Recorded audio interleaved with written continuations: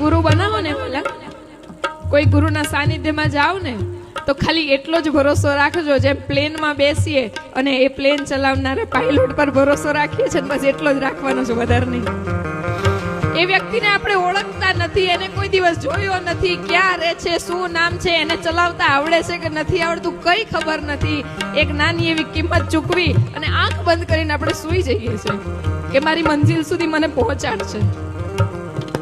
જો આ જગતના વ્યક્તિ ઉપર આપણે આટલો ભરોસો રાખી શકતા હોય તો સદગુરુ છે વાલા, જેને આખી જિંદગી પોતાના ઈષ્ટના નામ રટી રટી રટી રટી અને સત્કર્મ જ કર્યા છે, કોઈના માટે કોઈ ખોટો વિચાર નથી લાવ્યા. એ સદગુરુ બનાવો તો સંપૂર્ણ ભરોસો રાખજો.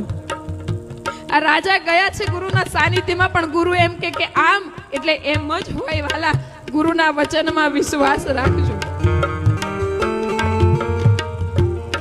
મંત્ર મૂલમ ગુરુર વાક્યમ, ગુરુનું વાક્ય પણ મંત્ર છે, એના માટે સંસ્કૃતના શ્લોકની આવશ્યકતા નથી.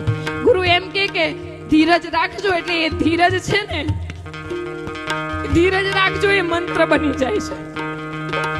અને ગુરુ એમ કે ધીરજ રાખજો ફળ મળશે, તો પછી કોઈ આટલો પણ અવિશ્વાસ ન રાખી એના ઉપર ભરોસો રાખીને જીવીએ ને તો હું નથી માનતી કે આપણી ઈચ્છા પૂરી ન થાય વાલા.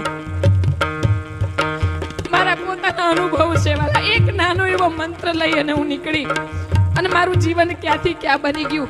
એક નાનું એવું ગુલાબનું ફૂલ લઈને હાવ અણસમજમાં મારા ગુરુના સાનિધ્યમાં જતી હતી, એક સફરજનની લાલચમાં.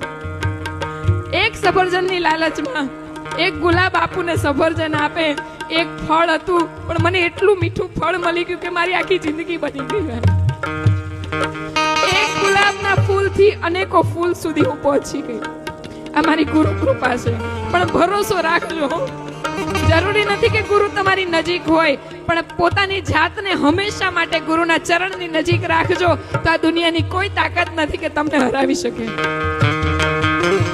આ જીવનની નાવને એના હાથમાં સોંપી દો કે ગુરુદેવ મને ચલાવતા આવડતું જ નથી હો, મને કઈ ખબર નથી પડતી, ગુરુદેવ તમને સોંપી, હું તો ખાલી તમારા મંત્રનો જાપ કરું છું, તમે તમારી રીતે ચલાવજો ને પછી જોવો આ નાવ છે ને સાગર પાર થઈ જશે, થઈ જશે ને થઈ જશે.